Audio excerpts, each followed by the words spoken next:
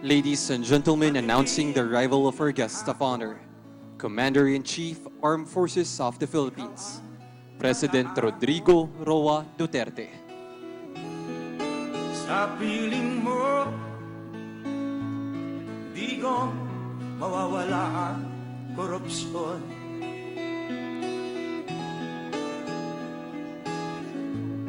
Tayo na, Pilipinas, tayo na magbago. Hawak kamay tayo para sa pag-asenso. Please be seated.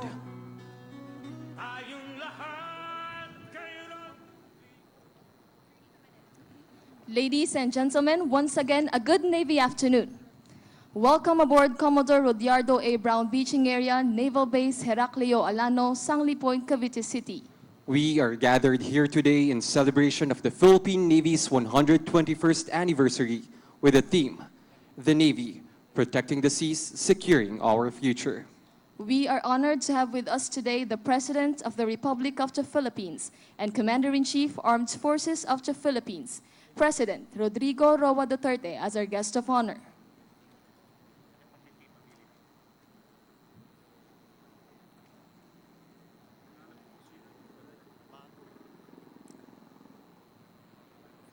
To start our ceremony on a high note, we will witness the capability demonstration of the amphibious assault vehicles of the Philippine Navy.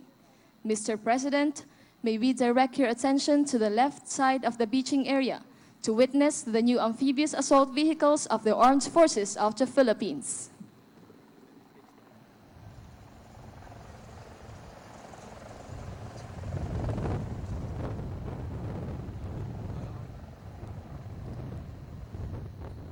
The amphibious assault vehicle is a fully tracked amphibious landing vehicle utilized to transport landing forces during ship-to-shore movement.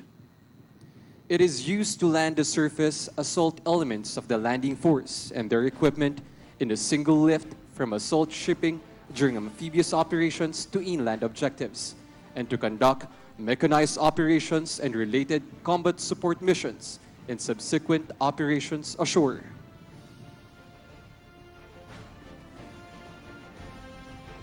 The AAV is designed to be utilized as a landing platform during the conduct of amphibious operations and as force multiplier during sustained ground operation.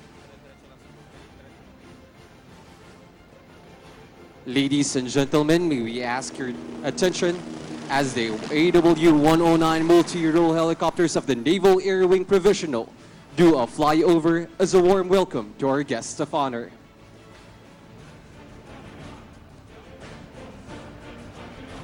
The AAV is designed to be utilized as a landing platform during the conduct of amphibious operations and as force multiplier during sustained ground operations. The AAVs launches from the shore to the sea along with combat-loaded infantry troops.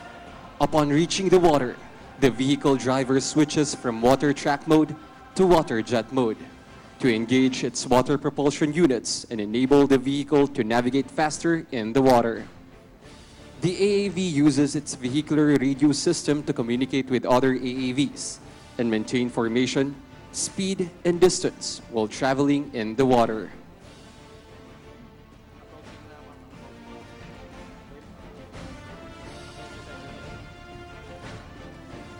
As the AAVs approach the center beach, the vehicle driver then switches the mode selector switch from water jet to water track and subsequently to landing track mode to enable the vehicle to maneuver on land and provide armor support for sustained operations ashore. The AAVs provide direct fire support and could also give concealment for the Marine Operating Forces with its smoke grenade launchers and smoke generation system. The AAVs also have the enhanced applique armor kit fixed on the sides of the vehicle that is designed to prevent perforation and to enhance protection against projectiles, artillery, and IED fragments. Ladies and gentlemen, approaching is one section of amphibious assault vehicle of the Philippine Marine Corps under the command of First Lieutenant Mariver Evans V. Taghap, Philippine Navy Marines.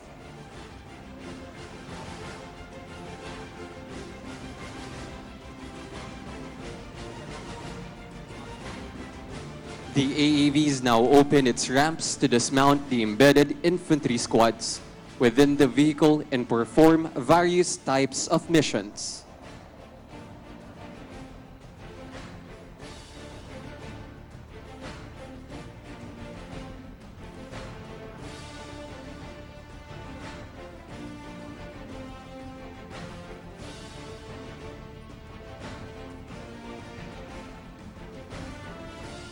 Ladies and gentlemen, what you are witnessing are the brand new amphibious assault vehicles, the first to arrive out of 8 program to be delivered this year. These vehicles hailed from South Korea, where its pioneering crew and commanders underwent training. These AEVs are equipped with 40mm automatic grenade launcher and a caliber 50 machine gun, which provide greater firepower for our marine operating forces. It could also engage targets both in day and night conditions.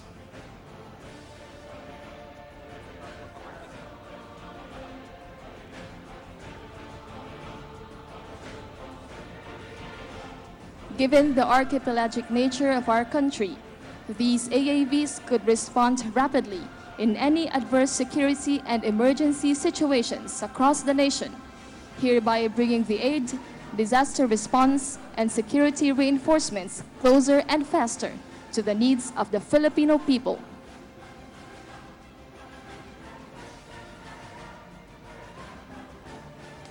These AAVs will form part of the newly activated 76th Marine Company, also known as the Assault Amphibian Company, under the Assault Armor Battalion Combat and Service Support Brigade, Philippine Marine Corps.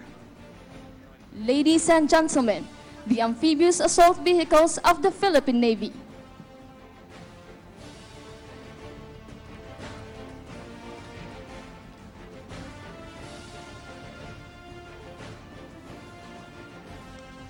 At this point, the Flag Officer in Command, Philippine Navy, Vice Admiral Robert A. Empedrad, Armed Forces of the Philippines, will give his welcome remarks and deliver his anniversary message.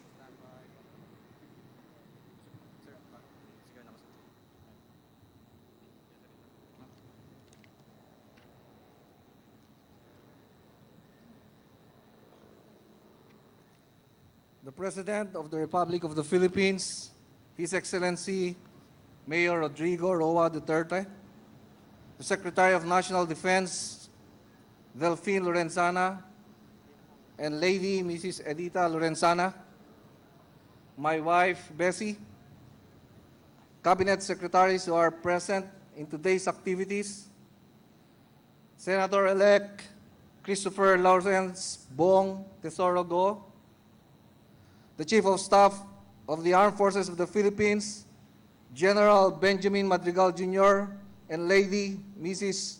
Maria Gemma Madrigal, Major Service Commanders, Lieutenant General Macairio Alberto, the Commanding General of Philippine Army, and Lady Mrs. Jessica Alberto, Lieutenant General Rosano Brigues, the Commanding General of the Philippine Air Force, and Lady Mrs. Elise Brigues, former flag officers in command of the Philippine Navy, Vice Admiral Ferdinand Goles, Armed Forces of the Philippines, retired, Vice Admiral Alexander Pama, Armed Forces of the Philippines, retired, Vice Admiral Jose Luis Alano, Armed Forces of the Philippines, retired, Vice Admiral Jesus Milan, Armed Forces of the Philippines, retired, and Vice Admiral Cesar Tacad, Armed Forces of the Philippines, retired.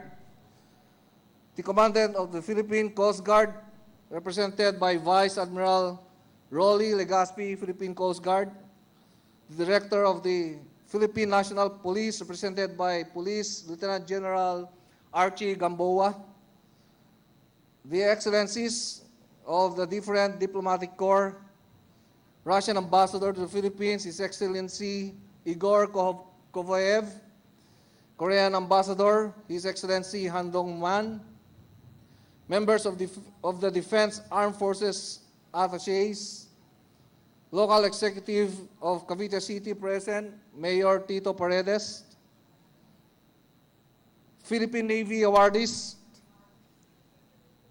all flag ranks and generals of the Philippine Navy, other guests, ladies and gentlemen, good afternoon to everyone. Today, the sailors and Marines and civilian employees of your Navy are extremely joyful and thankful to celebrate with you 121 years of fruitful and dedicated service to God, country, and the Filipino people. This year's anniversary celebration was made more meaningful with the President as our special guest today, our Commander-in-Chief of the Armed Forces of the Philippines, Mayor Rodrigo Roa Duterte. To all our esteemed guests, thank you for sparing your precious time to be with us today. On behalf, therefore, of the 24,000 men and women of the Philippine Navy, it is with distinct honor and privilege to welcome everyone for our 121st Foundation Anniversary Celebration. Our continuing anniversary theme, Protecting the Seas, Securing Our Future, highlights the long journey of the Navy to upgrade its capabilities and institutionalize its systems and processes so that it can perform better its mandate of defending the sovereignty of our maritime nation. The year that passed is a glorious year for the Philippine Navy as it was involved in many historic firsts as far as accomplishments, performance governance, systems, processes, and upgrade program is concerned. The Philippine Navy, in its desire to become a highly institutionalized organization, was conferred in 2018 the prestigious Golden Palladium Hall of Fame Award for executing strategy by the Palladium Group. The Philippine Navy was the first government agency to be given such award, and its rating is of 9.7%, over 10% during its grading period, is still unbeaten as of this date. Relatedly, the Philippine Navy, for the first time, received a Certificate of Excellence on Performance and Use of Resources from the Office of the Inspector General Armed Forces of the Philippines during the 2018 Annual General Inspection. The Philippine Navy received an excellent rating of 97.9%. On fight against corruption, I still remember the words of the President when he told the members of the Board of Generals, "You can do whatever you want to do in your organization. Di ako makikialam sa inyo. Wag lang corruption dahil ayaw ko niyan." With this guidance, the following measures were undertaken by the Philippine Navy. We conducted the first ever logistic forum with all proponents and contractors of the Philippine Navy. The purpose of the forum is to eliminate corruption through genuine partnership and cooperation, transparency, and speedy processing and implementation of all projects. The creation of a computerized one-stop shop information center where all proponents can inquire through one office or through the internet updates of their projects. This will reduce interaction between them and the Philippine Navy personnel. The creation of another Bids and Award Committee hastened the procurement process of all projects for the current year. the creation of a task force obligation to oversee and fast-track implementation of projects that are delayed. Speedy action on audit observation memorandum of the Commission of Audit reduces the probability of disallowances. Officers and enlisted personnel, regardless of rank, who are involved in mismanagement of funds were relieved and investigated immediately. With this initiative in place, the Commission on Audit noted a huge reduction in AOM from 2018 to 2019. The COA further recommended the Philippine Navy for the award of unqualified for effective and efficient financial management, and this is the first ever award to be given to the Philippine Navy. On mission accomplishment, the Philippine Navy accomplished tremendous feats on international security operation. Our fleet marine team in southern Mindanao reduced the incident of kidnaps and piracies to zero. This is an amazing accomplishment indeed. Due to good intelligence and diligent planning, the fleet marine team successfully rescued 11 kidnapped victims from the Abu Sayyaf group. On humanitarian assistance and disaster response operations, the Philippine Navy once again is in the forefront of saving lives in the aftermath of Typhoon Josie and Usman and the landslide incident in Naga, Cebu. In accomplishing its mission, however, 8 brave Marines gave the ultimate sacrifice of their lives. And I salute these heroes for their bravery, and valor. On naval diplomacy, with the President's independent foreign policy, the Philippine Navy as the champion of diplomacy and regional cooperation to achieve peace and stability, participated in various multilateral naval exercises.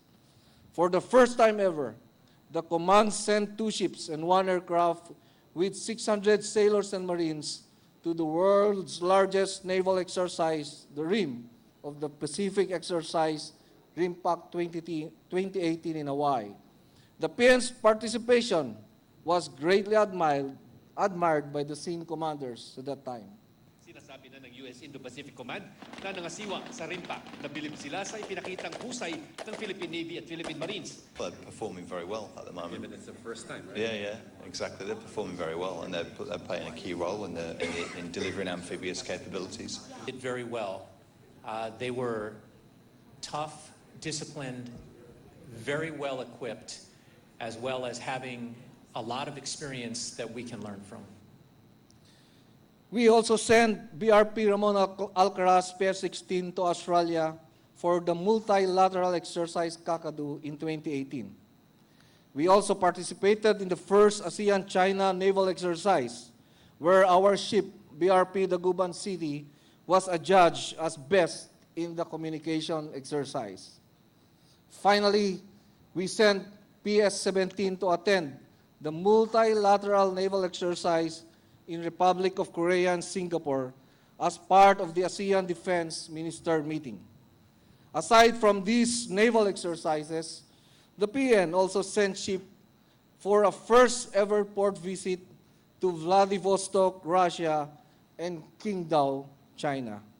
These engagements did not only strengthen our diplomatic ties with our ASEAN neighbors and other countries, but more so developed the confidence and expertise of our personnel in warfighting and HADR operation.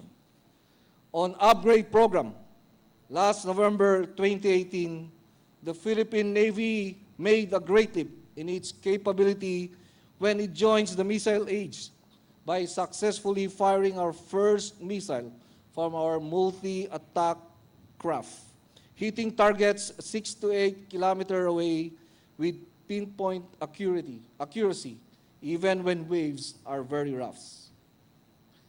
For today's ceremony, we blessed two major capabilities of the Philippine Navy. First is the two anti-submarine warfare helicopters, AW-159, we acquired from Leonardo, UK. The two helos are equipped with modern sonar capability that can detect submarines underneath, armed with torpedoes and missiles that can destroy submarines and big surface vessels, and can perform search and rescue operations in the most challenging maritime environment. Second is the 4 of the 8 amphibious assault vehicles for the Marines. These AAVs can be launched from our amphibious vessels 1.5 nautical miles or 3 kilometers away from the shorelines and can sail at sea with a speed of 10 to 16 kilometers an hour. The Marines can now perform amphibious operations with speed, surprise, better firepower, and maximum protection. Later today, we will send off 5 operational ready vessels for deployment, including our 2 Jacinto-class patrol vessels whose weapons upgrade has just been completed. The 2 JCPVs are now capable to provide massive and accurate naval gunfire support to protect our ground forces and our Marines from enemy fires during encounters and amphibious landing. Next month, we expect the delivery of 3 more multi-purpose attack craft.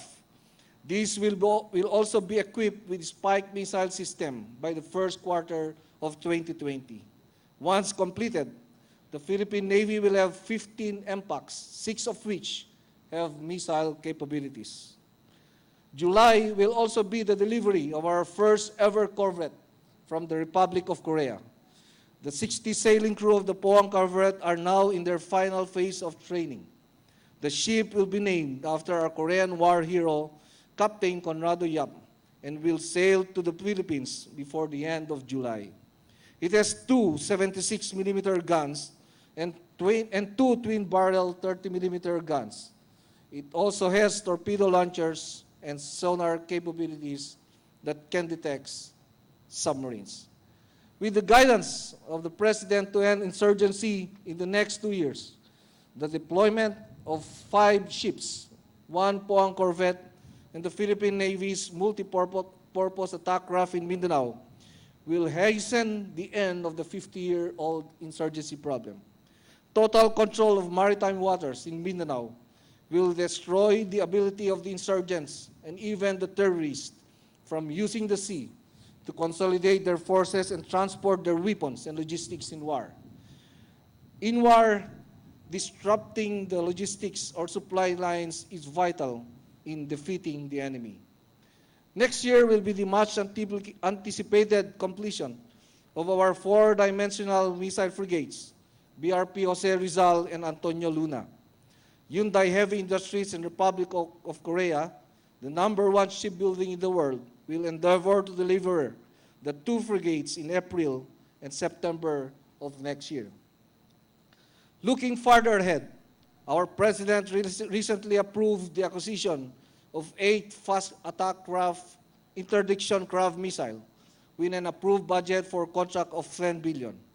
4 of these interdiction craft will be equipped with non-line of sight missile that can hit targets 25 kilometers away with pinpoint accuracy. The capability will easily destroy the enemy in a Marawi-type war. The President also approved the acquisition of 2 brand new corvettes with ABC of 28 billion. These corvettes will be more powerful than the true frigates because of its more sophisticated and modern weapon system. Fellow Filipinos, after the war, we are one of the most powerful navies in Asia. 6 decades later, we are probably one of the weakest, if not the weakest. But with the arrival of our 2 new brand new frigates, 2 new brand new corvettes, 8 fast attack interdiction craft missile, 3 upgraded Del Pilar and JCPVs, and possibly 2 submarines and shore-based missile systems, I am confident that your Navy is now strong and credible and may very well performed its mandated mission to secure the sovereignty of our nation and protect all the 7,600 islands. At this juncture, I wish to express my snappiest salute to the awardees for their exemplary performance. You are indeed an inspiration to all of us. To all the men and women of the Philippine Navy, I congratulate you for your excellent service to our nation. To God be all the glory now and forevermore. Huya! Huwa! Thank you very much and good afternoon. Thank you very much, sir, for your message. Indeed, the Philippine Navy is in full speed towards a stronger and more credible Navy that our maritime nation can be proud of. To give due recognition to deserving officers, enlisted personnel, and civilian employees of the Philippine Navy, we now move on to the presentation of awards. May we call on the Naval Adjutant, Lieutenant Colonel Stephen L. Cabanlet, Philippine Navy Marines General Staff Corps, to read the orders.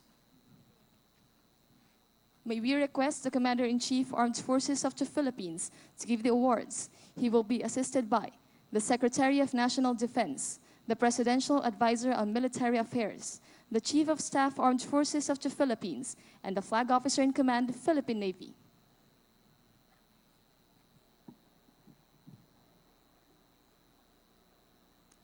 For having been adjudged as the Type Command of the Year 2019, Plaque of Merit and Streamer is hereby awarded to Philippine Marine Corps.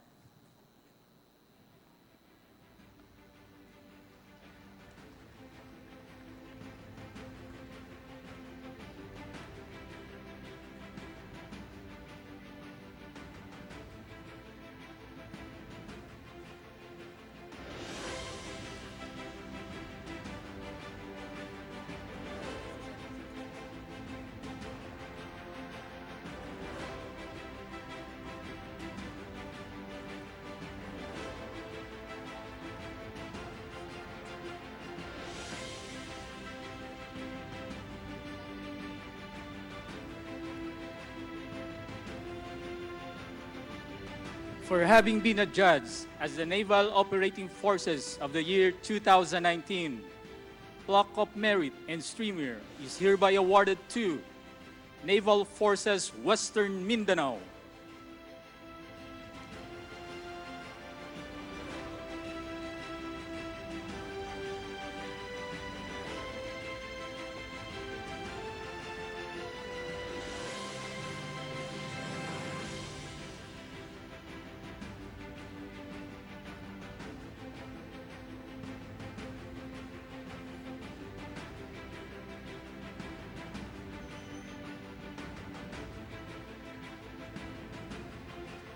For having been adjudged as the Naval Support Command of the Year 2019, Plaque of Merit and Streamer is hereby awarded to Naval Education, Training, and Doctrine Command.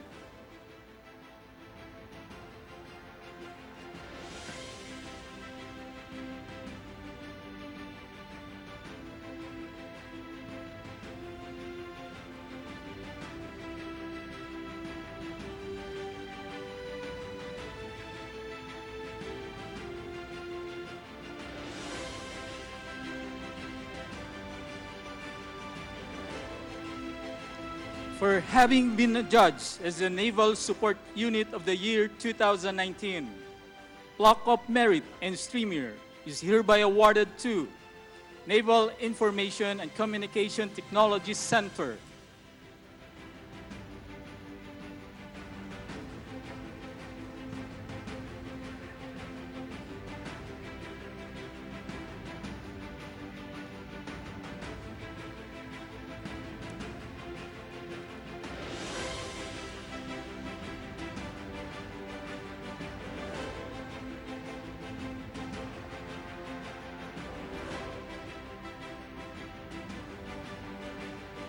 For having been adjudged as the Philippine Fleet Force of the Year 2019, Plaque of Merit and Streamer is hereby awarded to Littoral Combat Force.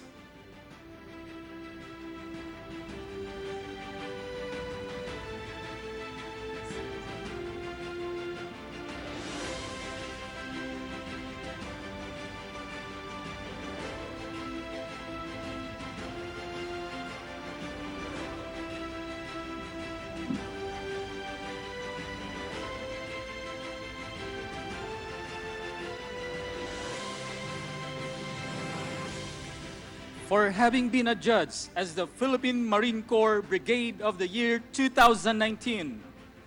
Plaque of Merit and Streamer is hereby awarded to 1st Marine Brigade.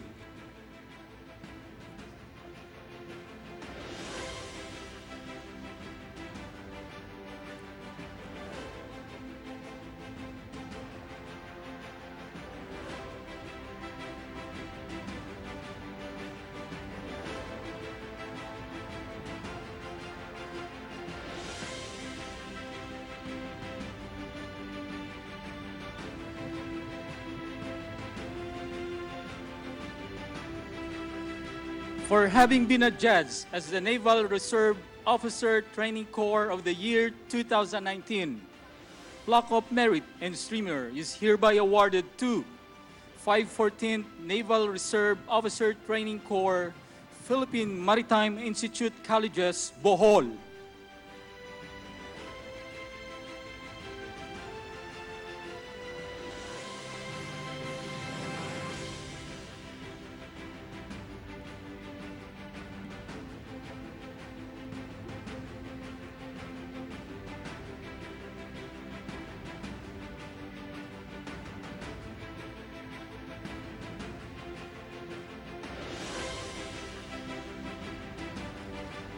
For having been adjudged as the Philippine Navy Enlisted Personnel of the Year 2019, Plaque of Merit and Badge is hereby awarded to Intelligence Specialist 2nd Class Warren G. Acebo, 869619, Philippine Navy.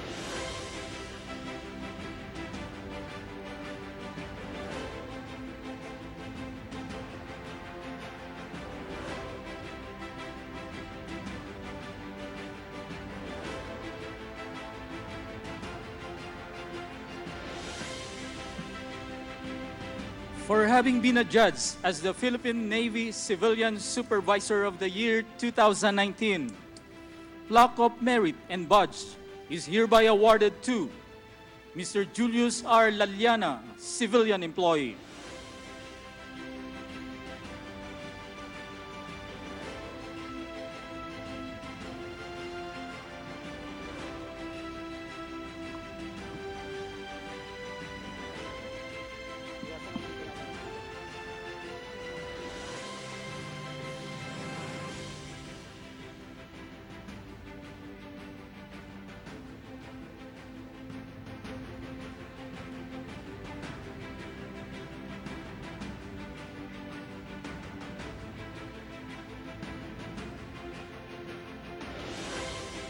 For having been adjudged as the Philippine Navy Model Civilian Employee of the Year 2019, Plaque of Merit and Badge is hereby awarded to Ms. Cherry May Española, Civilian Employee.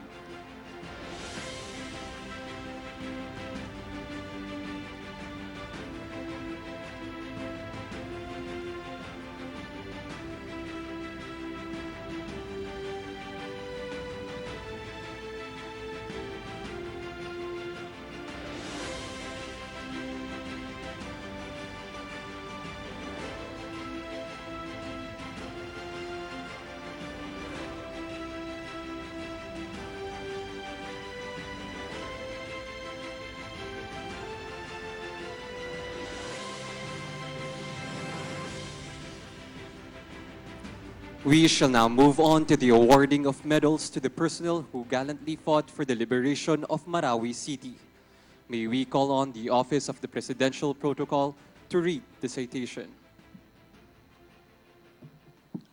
The Order of Lapu-Lapu was established in 2017 and is conferred by the President of the Philippines in recognition of the exemplary service rendered by officials and personnel of the government, as well as private individuals in significantly advancing a campaign or advocacy of the President, particularly acts of valor and kindness described as extraordinary acts of service and exceptional contributions to the country. The Order of Lapu-Lapu, rank of Kampilan, is awarded to officials and personnel of the government and private individuals who were seriously wounded or injured or suffered great loss of property as a direct result of their participation in an activity pursuant to a campaign or advocacy of the President. The Order of Lapu-Lapu, rank of Kampilan, is hereby awarded to Major Prudencio Casas III.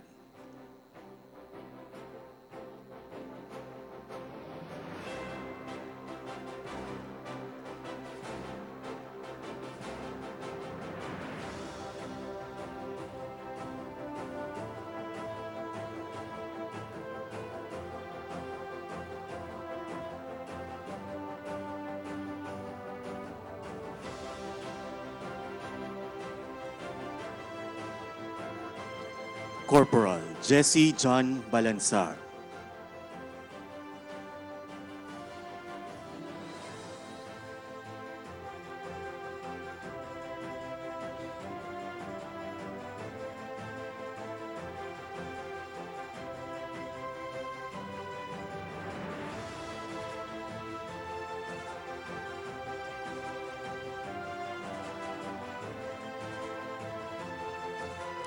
Private Jason Paras.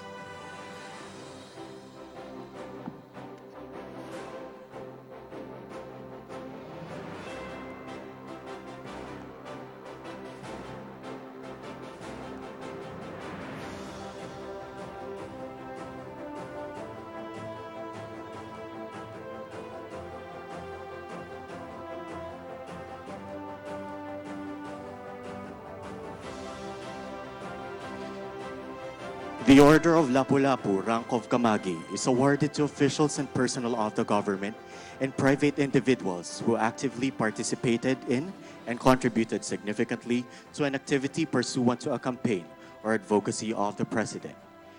The Order of Lapu-Lapu, rank of Kamagi, is hereby awarded to Colonel Armel Tolato.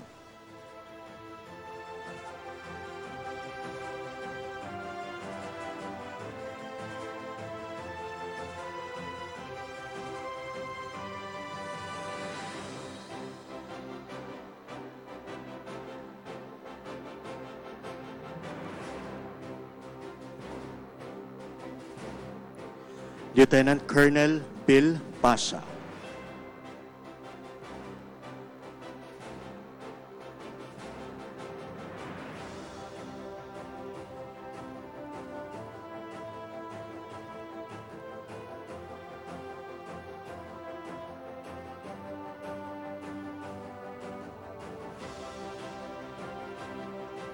Major Ronald Lapizar.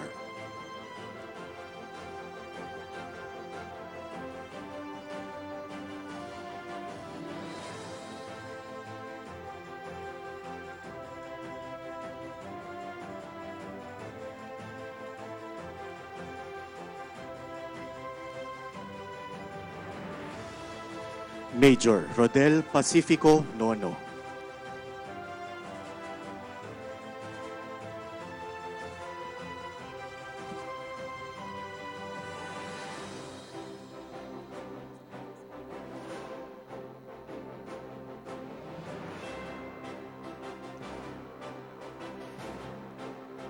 Major Paulo Jose Handusay.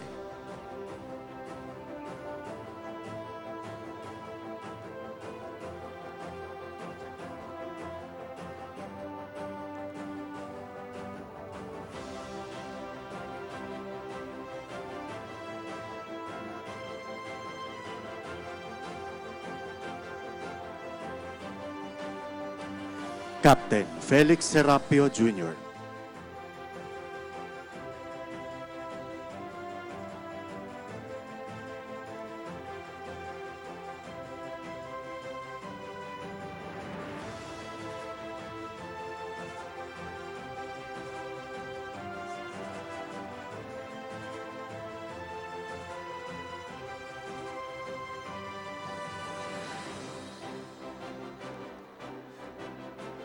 Captain Edgar Bernardo Jr.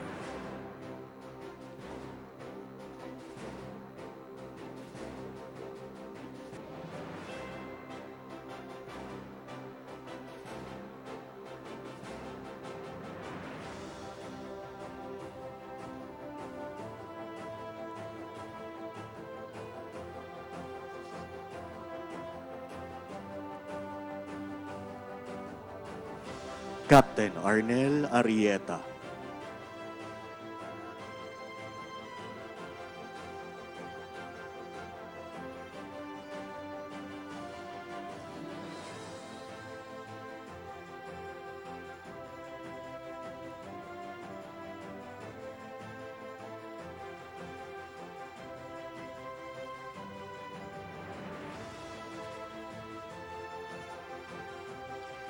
Captain Wilmer Mercado.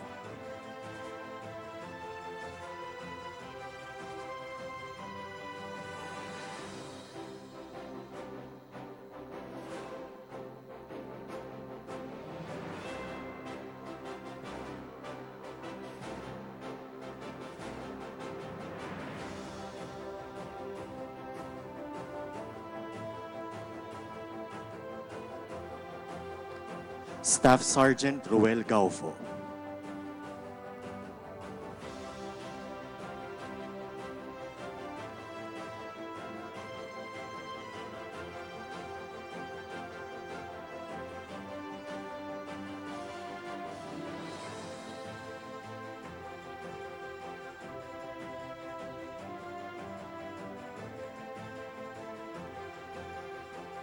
Staff Sergeant Jonifer Quijano.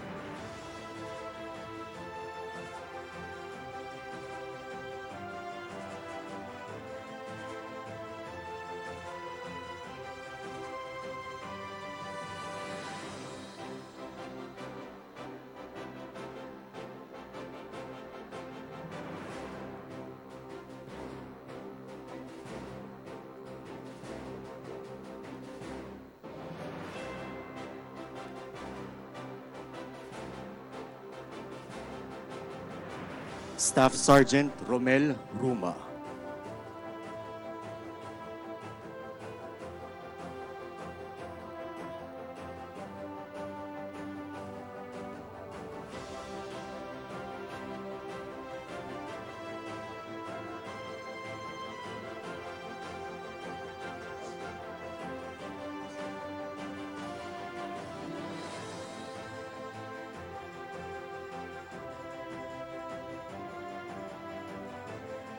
Staff Sergeant Dennis Carullia.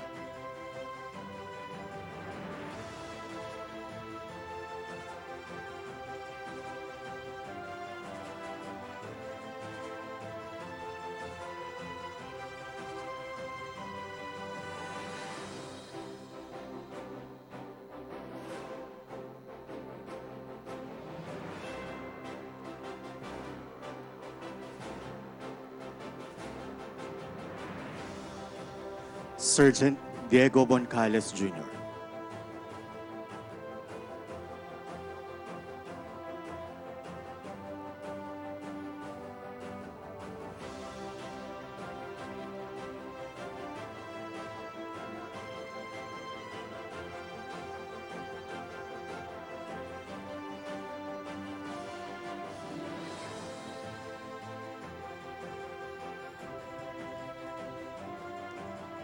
Sergeant Francis Angeles.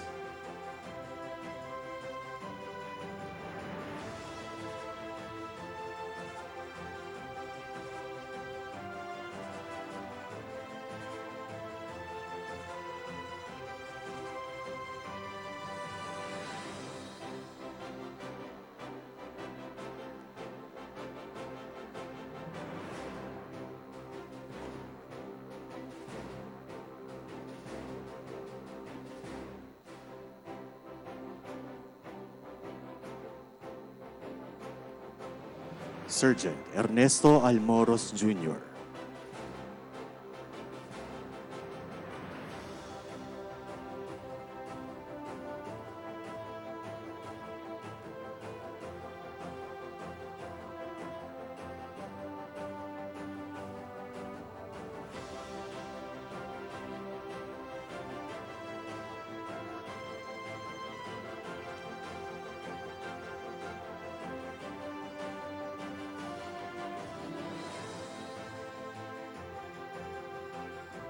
Surgeon Anthony Catayo.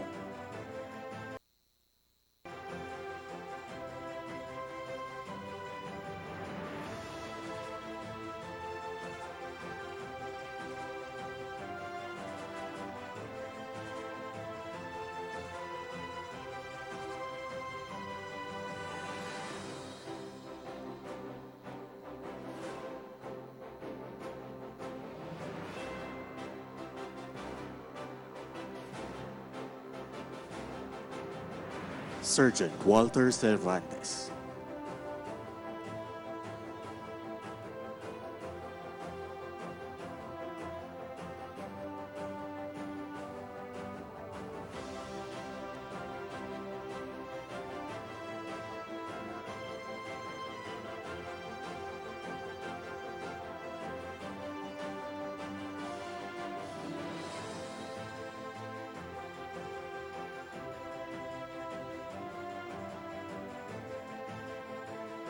Corporal Norman Encabo.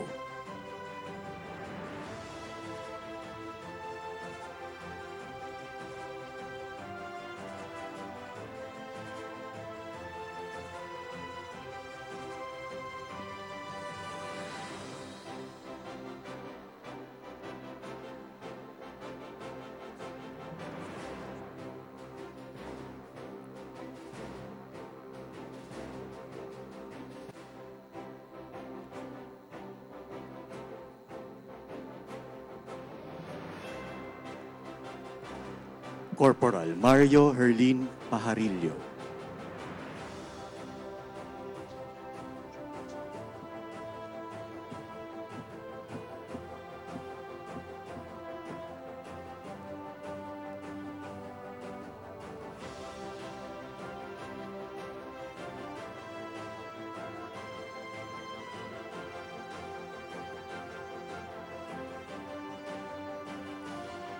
Corporal Joey Monchiging.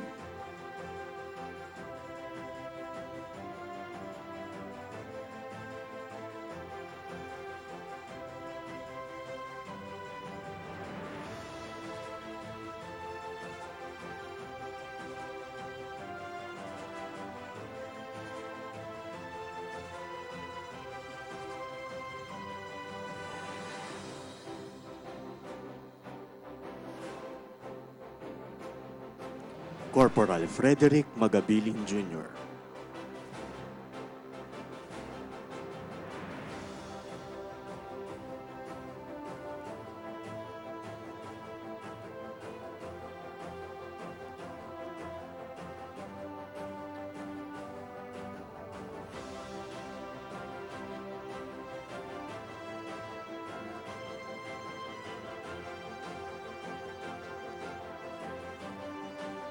And finally, Corporal Marlon Añez.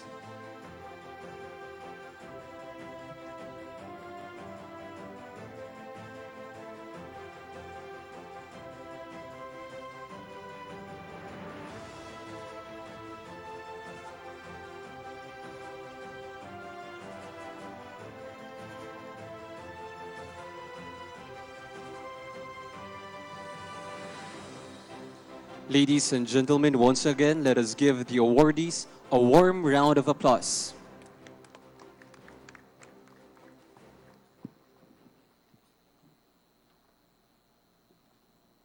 At this juncture, the Secretary of National Defense, Secretary Delphine N. Lorenzana, will now introduce our guest of honor and speaker. Ladies and gentlemen, the President of the Republic of the Philippines, Mayor Rodrigo Roa Duterte.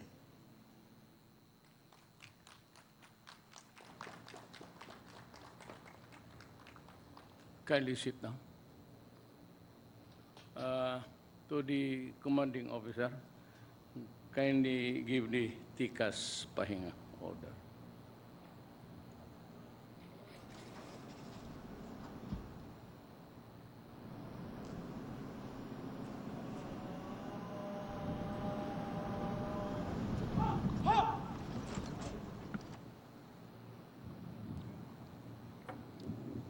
Thank you.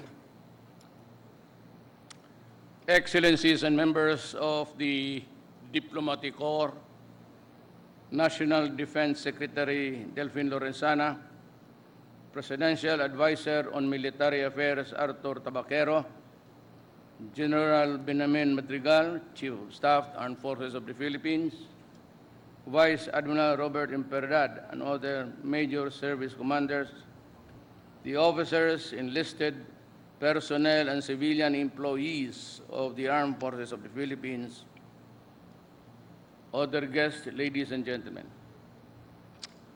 I will read the prepared speech. Maiksi lang naman to. At maidagdag lang rin ako, mas maiksi. I am glad to join the valiant men and women of the Philippine Navy as we celebrate your 121st anniversary. Today, we look back at history and honor those who have shed sweat and blood to ensure the safety and security and the stability of our nation's maritime defense. The Filipinos are grateful for your commitment to defend our sovereignty and protect our people against the modern threats of terrorism, smuggling of drugs and arms, and human trafficking, the scourge of humanity today. Let me take this occasion to thank you for your service and acknowledge your accomplishments. In February of this year alone, you heroically rescued 7 crew members of a sinking launch boat in Tawi-Tawi, intercepted vessels engaged in human trafficking and smuggling of imported tobacco products in Zamboanga, and captured communist and Abu Sayyaf terrorists, including the primary suspect in the recent bombing of Holo.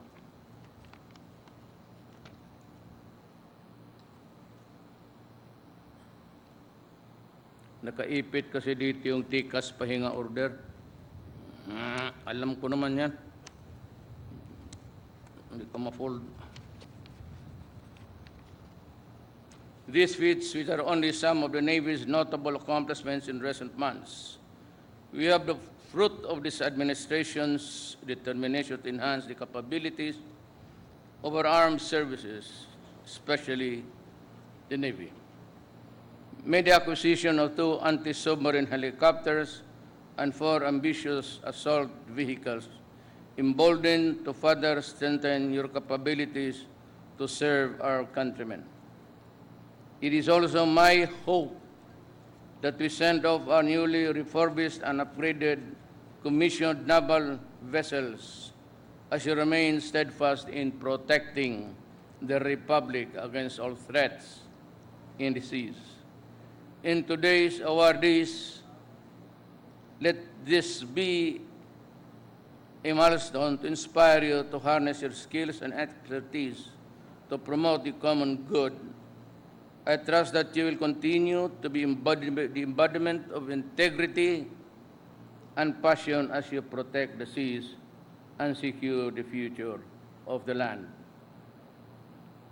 I ask each of you to maximize your potentials and capacities as we take on the modern threats of terrorism and violent extremism. I assure you that you have my full support and confidence as we chart a better and brighter future for our nation. Always keep in mind that this government will always assist the men and women of the Philippine Navy as we pursue a more peaceful future for everybody. Together, let us continue to embody solidarity as we build a stronger and prosperous society for the benefit of the future generations of Filipinos.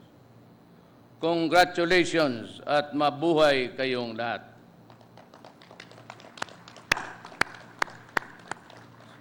Saludo ako sa inyo. Pero may idagdag ako. In this matter of that incident na nagbanggaan yung mga fishing boats. You read a lot about fumigation, anger, kung ano-ano na lang. You know, we are ruled as a civilized nation and as members of the community by the laws that govern whatever happen in the seas as we go along our business. There will be rules for a military confrontation. There will be rules for a mistaken identity attack. There is a rule for fishermen's boats. There is a rule for an aircraft carrier bumping a bangka boat, a fishing boat. Alam mo, with all the yung galit and one national officials even urging sending the gray ships, warships, doon sa China Sea. Alam mo, gusto ko yan. Kung ako lang ang pipiliin nyo, gusto ko ng action. But I am not in my boyhood age anymore. I have a duty that is a burden, sometimes more than I can carry. I can almost cry. Sabi ko na, hindi ko kaya itong corruption. Kasi baskin saang, if there's a table, if there's a single chair there, meron talaga yan. As the papers go back and forth inward, that is why nawalaan ako ng tiwala sa bureaucracy. I do not have the slightest intention of Dr. Roy Ferrer. He's from Davao. I know him. He comes from an honest family. I think his father was also a doctor. But when he took up the job, I warned him that mabigat ito because the bureaucracy, in addition to the corruption every day, talagang hihila ito ng hila sa atin. Kaya ako almost desperado na. Kaya sabi ko na wala ako ng gana. At tulo, sabi ko, nagsisi ako. Kasi akala ko, within the constitutional powers na binigay sa akin, kaya ko. But truth to tell, kung araw-araw na lang, pati every table dito sa Pilipinas, ganon, hindi ko talaga mahabol. Kaya ko. Pero sa batas na ito, Constitution, even if you give me 20 years, I cannot do it. Maghanap uli kayo ng Marcos. Or someday, somehow, somewhere, that fellow will be elected in the generations to come.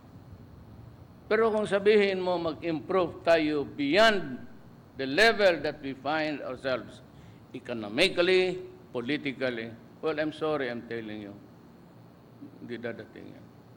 Not even half what Hong Kong will be in 30 years. Sobra kasi ang, I don't know, but the Constitution that I'm not trying to criticize. It is as good as any. Mas mabuti pa kung wala. Talaga, yung kay Cory. But look at the party list. Sinong nakikinabang niya? Mga milyonaryo. Binibili nila o hindi gumagawa sila. They can do it. And for all of the brightest yung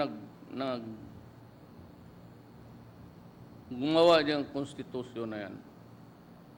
Anak ng, hindi mo lang nakita yung pinakasimple. That money buys everything, including political party.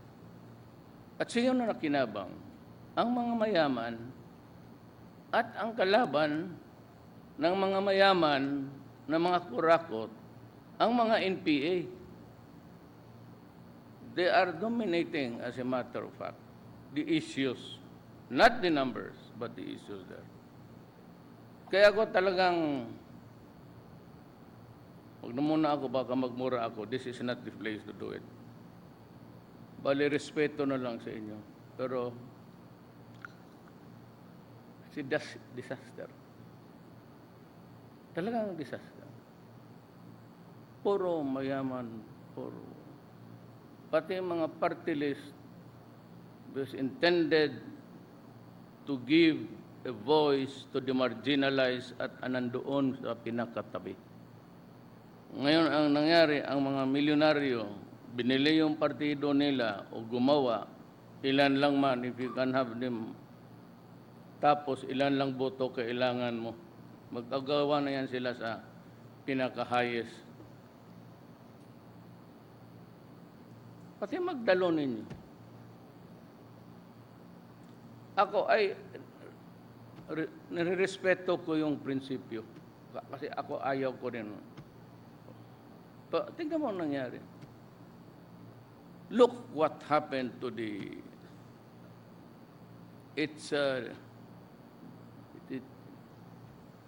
The road is paved with good intentions. Pero, ganun wala.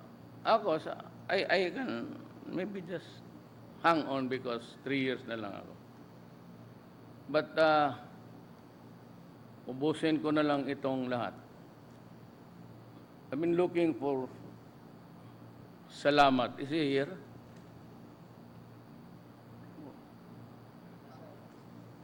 He's not here?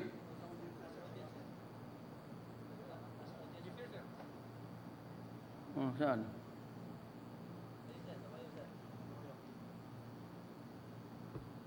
Hi, sir.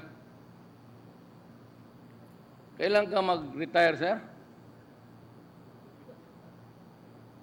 July 1? Next month. Kung papayag si Dick Morales, si Dick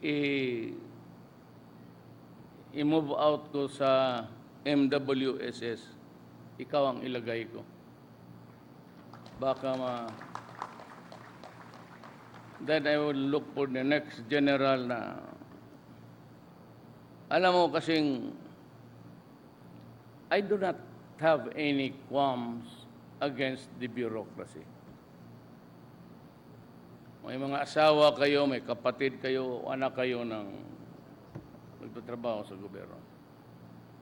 But the one thing that really ails the system is itong bureaucracy is not fashioned, is not crafted to solve problems immediately.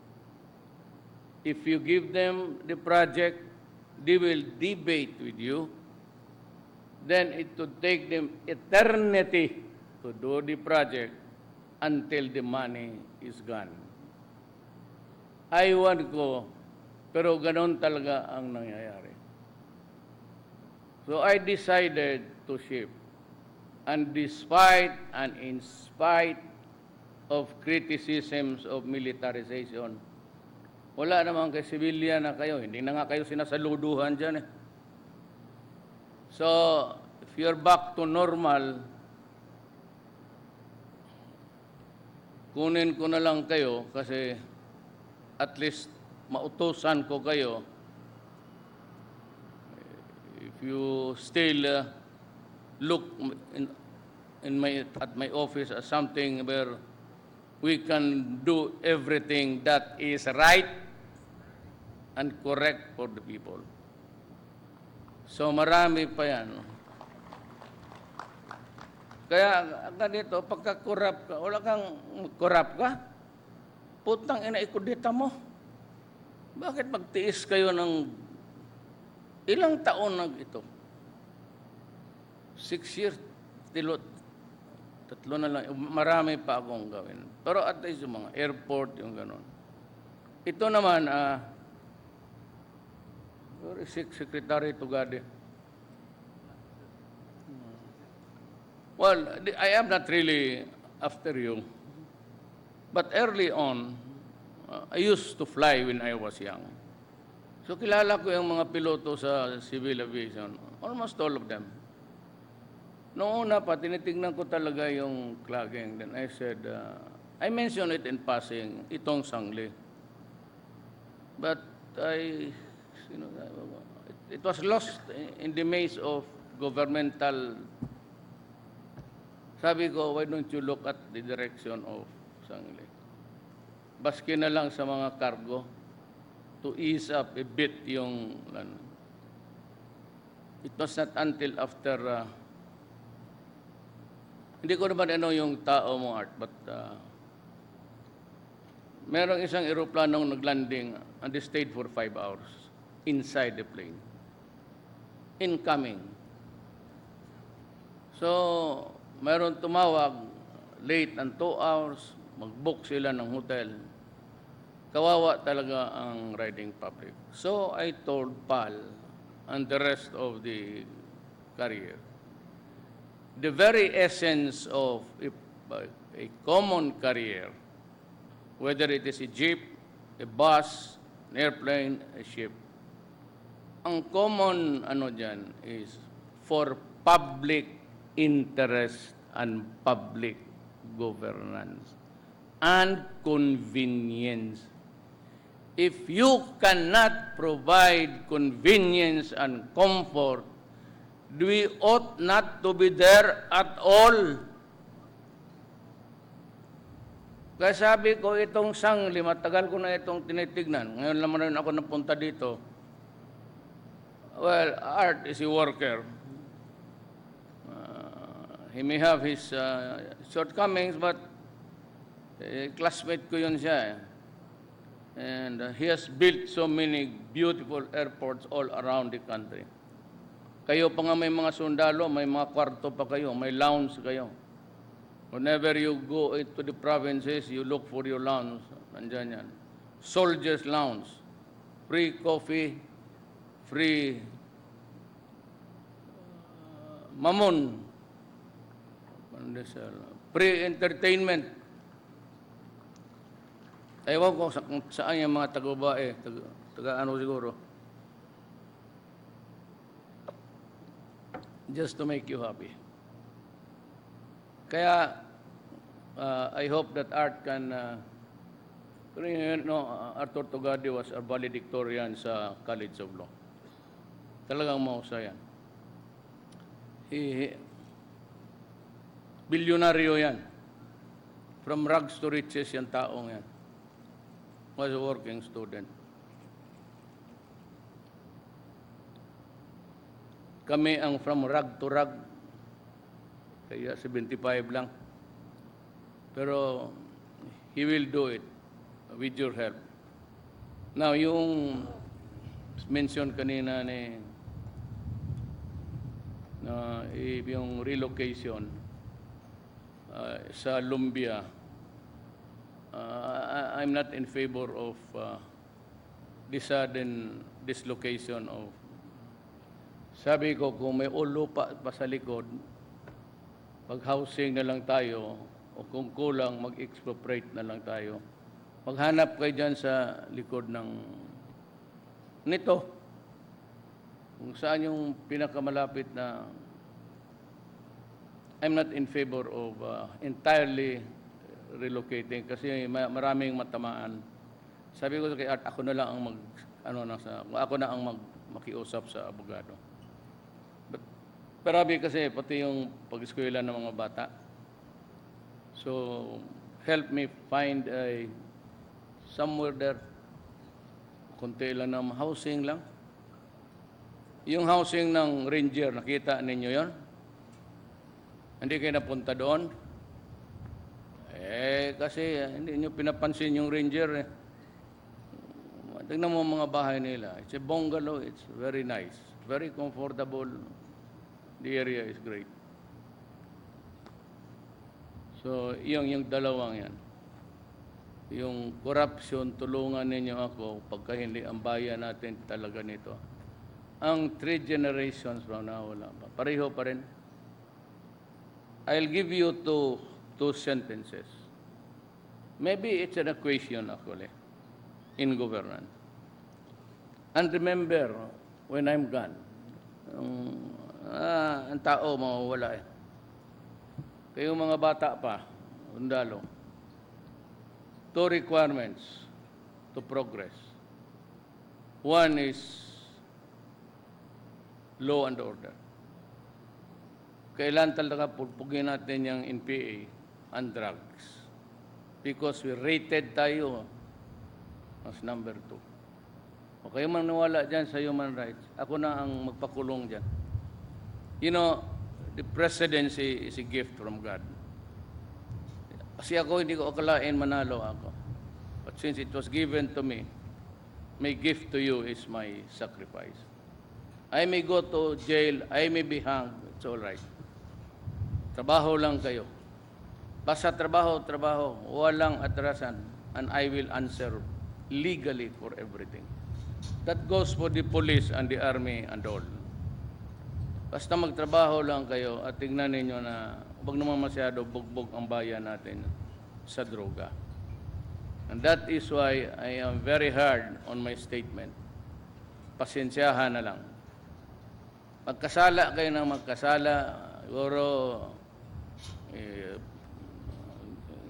away, patayan, mas mabuti pa, huwag talaga droga. Because drugs will destroy a nation. And if you destroy my country, I will really look for a way to kill you. Yan ang mensahe ko sa mga terorista. Yan ang law and order, kasali na ang drug, pati corruption. Pag hindi ninyo nawala yan, then your grandchildren or his children would still be in that level. Ako, I have 3 years. I will try to just sort out the bureaucracy para lang maminos-minos yung nakawan. Kaya nakawan nga, bilyon eh. Hindi sila marunong. Sabi ko ng PhilHealth si Doktor, when you assume an entity already in existence, then you look what has been going on in nung nakalampas na panahon in the past, and where you are going to proceed. At saka kung may negosyo ka ng pera, huwag mong isulo lahat yung pawis mo doon, anong gagawin mo para bukas. Tignan mo yung sa likod, sinong may utang na kung hindi bayaran, you go kapot. Maubos yun ang pera, hindi na makatulong yan sa PhilHealth sa buong Pilipinas. Kaya ginalagyan ko military. Mas gusto ko kasi Marines na lang, patayin mo, putang inang yan.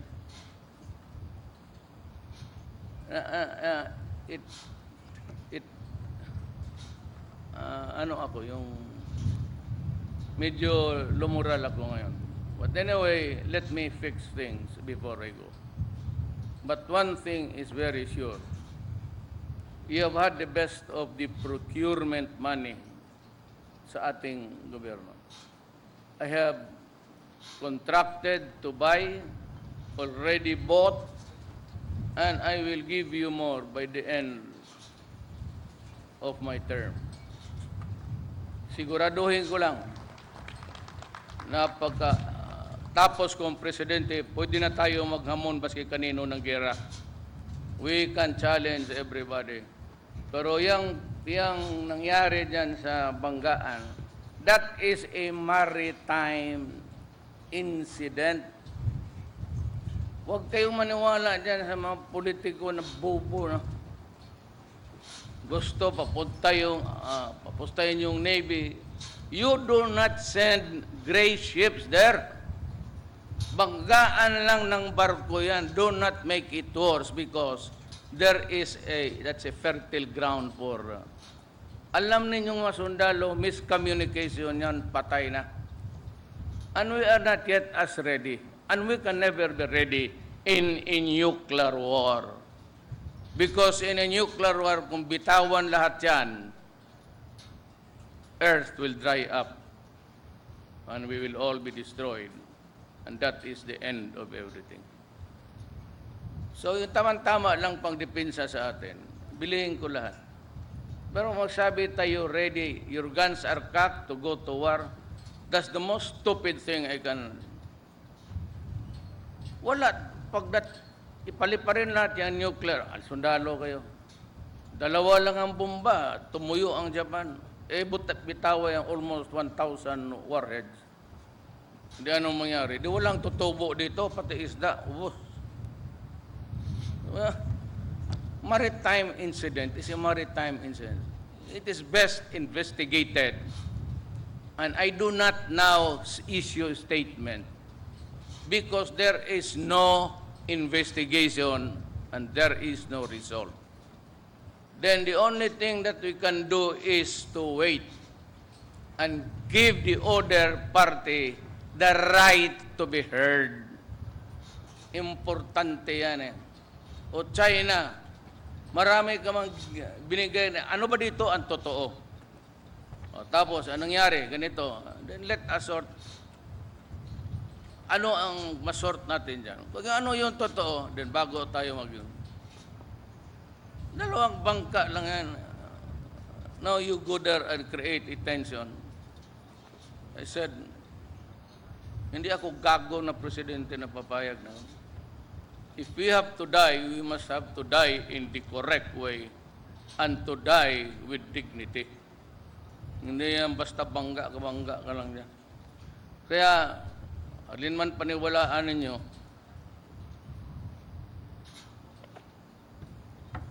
meron man kayong commander-in-chief na nag-aral, pero 75 lang. Yan lang ang grado ko hanggang. Pero okay man. Tumatakbo man ang Pilipinas. And we're doing it the right way. Stay out of trouble. Just build on our own. Huwag muna tayong makialam. Do not allow a little maritime accident or intentional na go to pahinga muna kayo. Palitan muna ninyo sa hulo kasi pagod na yung isang division doon. Mabuti pa. Yung terrorist walang ariglo. Yung droga walang ariglo. Para sa akin, komunista walang ariglo. Dapat papatayin ko kayo. Maraming salamat po.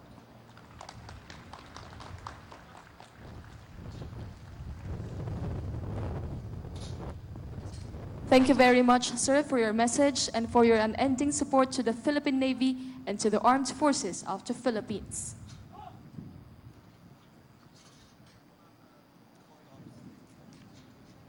We shall now transition to the next part of the program. The ship's send-off ceremony. We will be sending off to their respective missions the Navy's newly refurbished and upgraded ships, BRP Magat Salamat PS-20, BRP Emilio Jacinto PS-35, BRP Apolinario Mabini PS-36, BRP Quezon PS-70, BRP Jose Loor Sr. PC-390, and BRP Alberto Navarrete PC-394. These ships are currently anchored in Canyacao Bay right in front of us. Through a live feed, the commanding officer BRP Quezon PS-70 will render the ship's readiness report to the Commander, Philippine Fleet.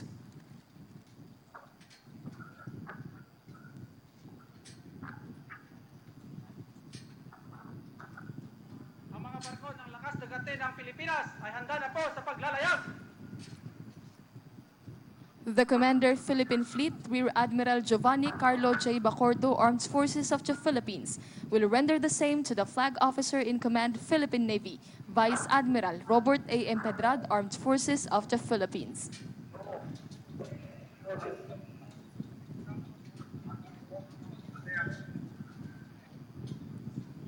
The Flag Officer in Command, Philippine Navy, will acknowledge the report and give the departure order.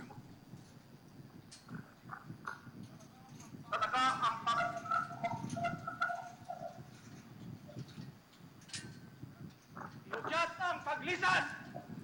The departure order has been given. The participating ships will be signaled to depart respectively.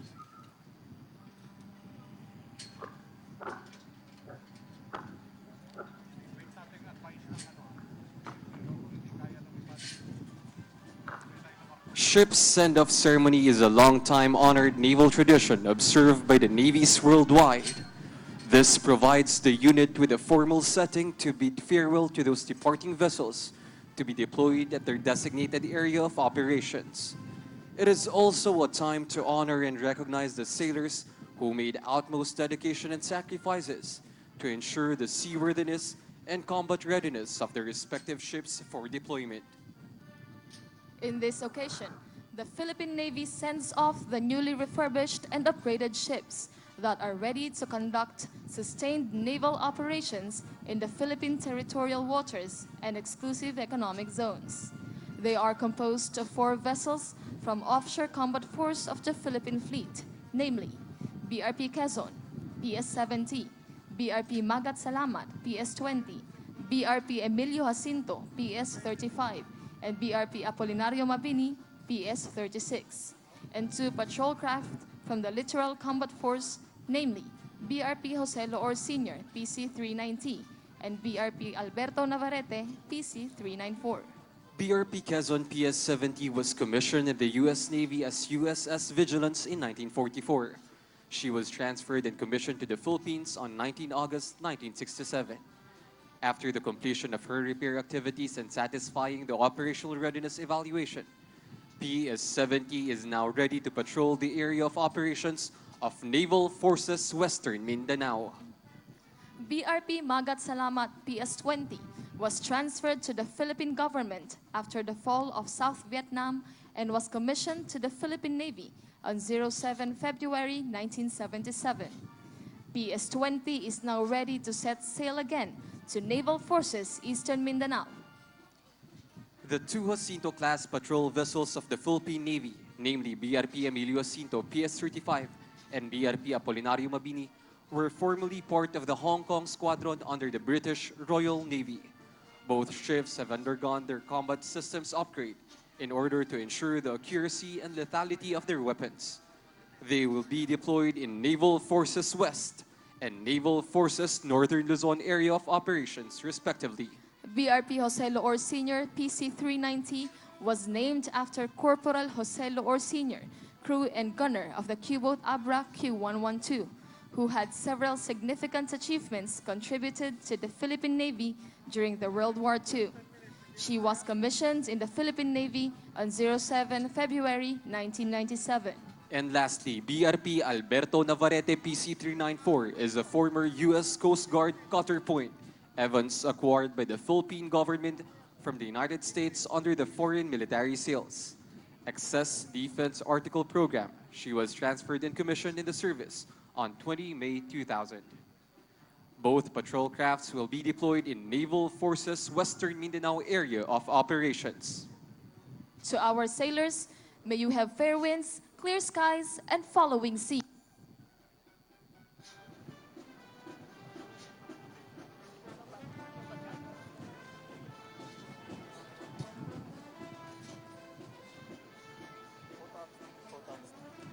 May we request our guest of honor, President Rodrigo Roa Duterte, to be accompanied by the Secretary of National Defense, Chief of Staff, Armed Forces of the Philippines, the Flag Officer in Command, Philippine Navy, for a photo opportunity with the awardees.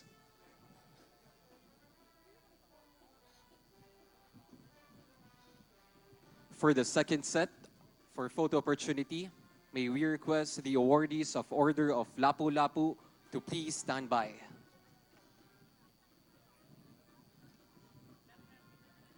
And for the last set of photo opportunities, may we request the 22 Philippine Navy unit commanders to please stand by.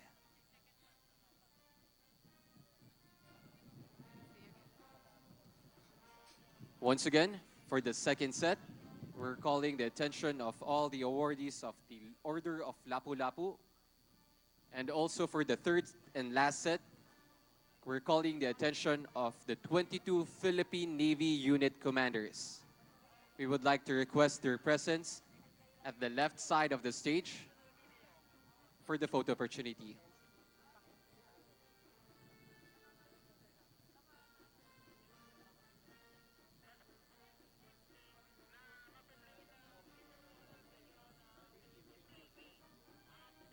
Thank you to the awardees of the Philippine Navy. We will now proceed to the second set, the awardees of Order of Lapu-Lapu.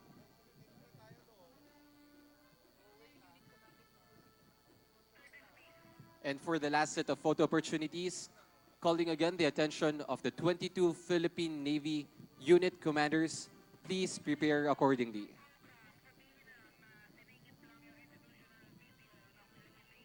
All 22 Philippine Navy unit commanders, please proceed at the left side of the stage. Thank you, sir.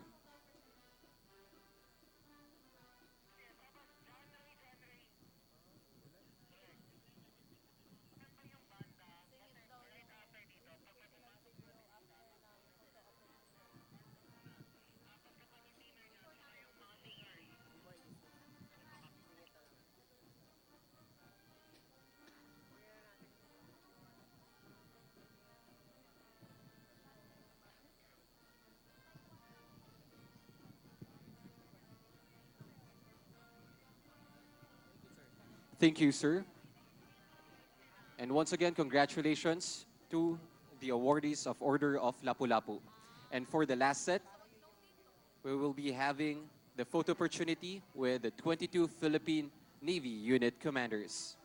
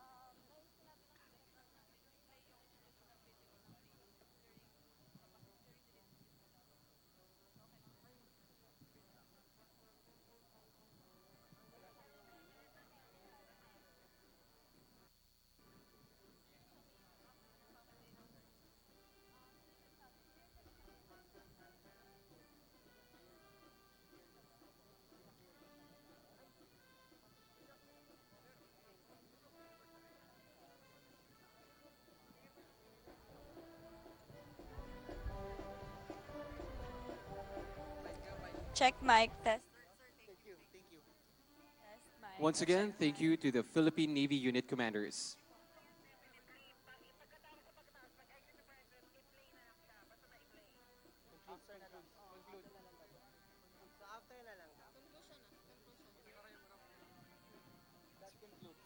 That concludes the Philippine Navy's 121st anniversary with the theme, The Navy, Protecting the Seas, Securing Our Future. On behalf of the flag Ating officers, mga awardees, kasama ang Pangulong Rodrigo Roa Duterte. Nasaksihan rin natin ang pag-send off ng ilang barko ng Philippine Navy. Mga kababayan, malinaw po ang mensahe ng ating Pangulo. Kung susumahin natin ito, nais niyang iparating sa ating mga mamamayan na may hangganan ang kanyang pagiging presidente. Ngunit ang aksyon na kaya nating gawin upang makamit ang pagbabago na ating inaasam ay walang katapusan. Dahil talagang ang pagbabago na nais nating makamit ay nasa ating mga kamay. Muli, binabati po namin ang